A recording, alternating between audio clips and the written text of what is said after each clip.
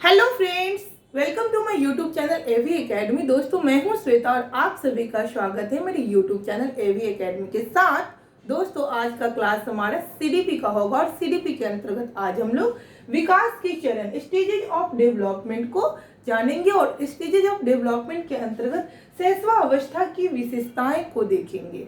बहुत ही important class है, तो आप लोग वीडियो को अंत तक देखिए, बहुत ही ज्यादा फायदा होगा आप लोगों को। मैं बता दूं कि अभी जो भी मैं कंटिन्यूटी के साथ जो भी क्लास रोजाना आप लोगों को प्रोवाइड करवा रही हूँ, वो टीचिंग एग्जाम, चाहे वो किसी भी राज्य का एग्जाम हो या फिर केंद्र का एग्जाम हो, चाहे वो एनवीएस हो, केवीएस हो, डीएसएसबी हो, सुपर टेट हो, जितने भी एग्जाम टीचिंग से रिलेटेड एग्जाम है, सबके लिए बहुत ही इम्पोर्टेंट क्लास सीडीपी से रिलेटेड क्लास आप लोगों को मैं प्रोवाइड करवा रही हूँ। तो आप लोग सारे क्लास को अच्छे से करते चलिए, आप लोगों का कॉन्सेप्ट क्लियर होता चले जाएगा और आप लोग एग्जाम में अच्छा कर पाएंगे। तो चलिए, क्लास शुरू करने से पहले मैं बता दूं कि हमारा जो इससे पहले जो हम लोगों ने पढ़ा, शैशव अवस्था की विशेषता के दौरान हम लोगों ने बच्चों का शारीरिक विकास, मानसिक विकास, सामाजिक विकास और भावनात्मक विकास किस किस प्रकार से होता है, इसके बारे में बहुत ही डिटेल्स के साथ पढ़ाई किया। तो जिन लोगों ने क्लास नहीं किया है पूरा, उन लोगों के लिए मैं बता दूं कि मैं डिस्क्रिप्शन में लिंक डाल दूंगी, वहां से आप लोग जा करके आप लोग क्लास को कंटिन्यू कीजिए। चलिए, क्लास को मैं शुरू करती हूँ। तो आज का हमारा क्लास है शैशव अवस्था की विशेषताओं को जानते हैं। विकास की गति तीव्र होती है। बच्चों में विकास की गति जो है जो तीव्र होती है, चाहे विकास शारीरिक विकास हो, मानसिक विकास हो या फिर भाषाई विकास हो।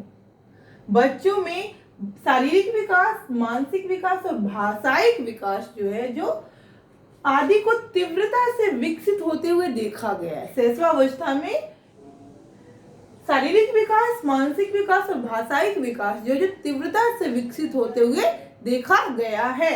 नेक्स्ट पॉइंट है हमारा दूसरों पर निर्भरता। क्योंकि बच्चा जो है जो शैशव अवस्था का है, बच्चों की उम्र जो है क्या है, जन्म से 2 वर्ष की है। तो जब बच्चा जन्म से 2 साल का होगा तो जाहिर सी बात है कि बच्चा जो है जो दूसरों पर निर्भर होगा। उसको जो हर काम के लिए वे अपने पेरेंट्स पे निर्भर होंगे। तो इसीलिए इस अवस्था को हम लोग दूसरों की निर्भरता की अवस्था के नाम से भी जानते हैं। दूसरों पर निर्भर होता है बच्चा। चलिए, नेक्स्ट पॉइंट को देखते हैं हम लोग, आत्मकेंद्रिता की अवस्था। बहुत ही इंपॉर्टेंट पॉइंट है, क्वेश्चन पूछता है। क्वेश्चन ऐसे भी रह सकता है कि आत्मकेंद्रिता की अवस्था किस अवस्था को कहते हैं। ऑप्शन में दे देगा शैशवावस्था, बाल्यावस्था, किशोरावस्था और वृद्धावस्था। तो आप लोग पढ़ ही रहेंगे तभी जाकर के आप लोग सही आंसर लगा पाएंगे। तो आत्मकेंद्रिता की अवस्था जो है जो किस अवस्था से रिलेटेड है, तो शैशवावस्था की विशेषता है। यानी कि आत्मकेंद्रित जो होता है बच्चा, वो शैशवावस्था के दौरान होता है। तो आत्मकेंद्रिता की अवस्था, इस अवस्था में बच्चा जो है जो विषय वस्तु या तत्व को अपने से जोड़कर देखता है। कोई भी विषय वस्तु या तत्व होगा उसको खुद से जोड़कर देखना शुरू कर देता है। चलिए, नेक्स्ट पॉइंट है हमारा दिवा स्वप्न की अवस्था। यहाँ भी क्वेश्चन सेम इसी प्रकार से बन सकता है कि दिवा स्वप्न की अवस्था किस अवस्था को कहते हैं। तो जवाब होगा हमारा शैशवावस्था को। शैशवावस्था की विशेषताएं हैं या फिर शैशवावस्था को दिवा स्वप्न की अवस्था के नाम से भी जाना जाता है। नेक्स्ट पॉइंट है स्वार्थीपन की अवस्था। स्वार्थीपन की अवस्था बच्चों में ज्यादा देखने को मिलता है। बच्चे स्वार्थीपन यानी कि खुद के बारे में सोचते हैं, इसीलिए से स्वार्थीपन की भावना बच्चों में ज्यादा होती है, क्योंकि बच्चे सामाजिक नहीं होते हैं। सामाजिक विकास बहुत ही कम देखने को मिलता है। सामाजिक विकास धीरे धीरे बच्चों में शुरू ही होता है। तो इसीलिए स्वार्थीपन की अवस्था के नाम से भी जाना जाता है। नेक्स्ट पॉइंट है हमारा संवेगात्मक अस्थिरता की अवस्था। इसको शैशवावस्था को हम लोग संवेगात्मक अस्थिरता की अवस्था के नाम से भी जानते हैं। इसमें क्या होता है कि शैशवावस्था में संवेगात्मक विकास क्षणिक या अस्थिर होता है। संवेगात्मक विकास जो भी है वो क्षणिक होता है और अस्थिर होता है, क्योंकि इसमें स्थिरता नहीं पाई जाती है। देखिए, अब आप लोग समझ सकते हैं इसको। संवेगात्मक विकास अस्थिर होती है, अस्थिरता पाई जाती है, क्योंकि बच्चे जो हैं जो अस्थिर होते हैं उसके जो संवेग है, जो आप देखिएगा, खुद से कोरिलेट कीजिए। आपके घर में बच्चे होंगे, आपके आस पड़ोस में बच्चे होंगे, तो वहां से आप कोरिलेट कर सकते हैं। जो बच्चा जो होता है, जो क्षण में रोता है और क्षण में हंसता है, तो उसका संवेग जो होता है, जो अस्थिर होता है और क्षणिक होता है। चलिए नेक्स्ट पॉइंट देखते हैं। जिज्ञासा की प्रवृत्ति बच्चों में, शैशवावस्था की बच्चों में जिज्ञासा की प्रवृत्ति ज्यादा होती है। जानने की इच्छा बच्चों में अत्यधिक देखने को मिलता है। जानने की इच्छा बच्चों में तीव्र होता है। नेक्स्ट पॉइंट है हमारा रटने की विशेषता। शैशवावस्था के बच्चे जो है, इसमें रटने की विशेषताएं भी अधिक देखने को मिलती है। नेक्स्ट पॉइंट है हमारा रचनात्मकता में कमी।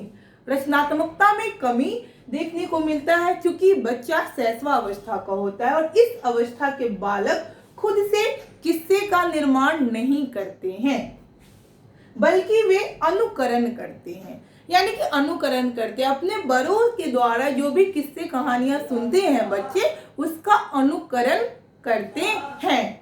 चलिए नेक्स्ट पॉइंट है हमारा समय की धारणा अविकसित रहना या होना।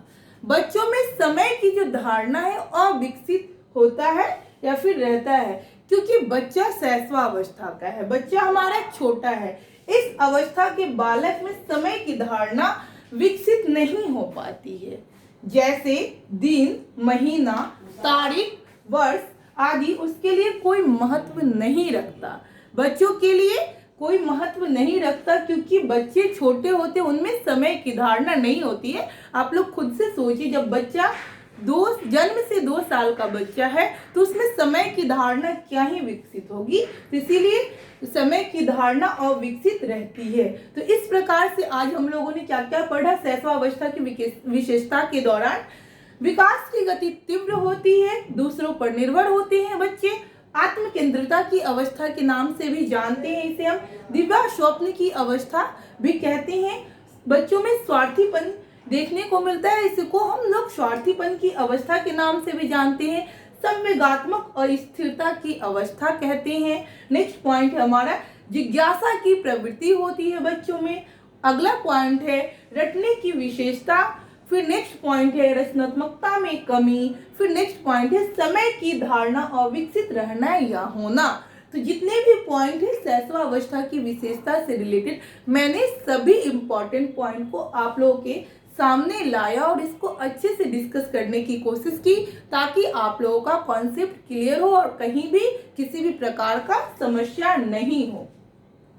तो उम्मीद करती हूँ कि हमारे इस क्लास से आपको बेनिफिट होगा और आपका कॉन्सेप्ट क्लियर होगा और शैशवावस्था की विशेषता को आप लोग बहुत ही अच्छे से समझ पाएंगे। एक भी क्वेश्चन अगर इससे रिलेटेड आता है तो आप गलत नहीं करेंगे। सभी क्वेश्चन, जो भी क्वेश्चन आए, चाहे जो किसी भी एग्जाम में हो, आप लोग वो क्वेश्चन को सही करके आएंगे। तो आप लोग वीडियो को पूरा देखिए, अच्छे से देखिए और समझने की कोशिश कीजिए।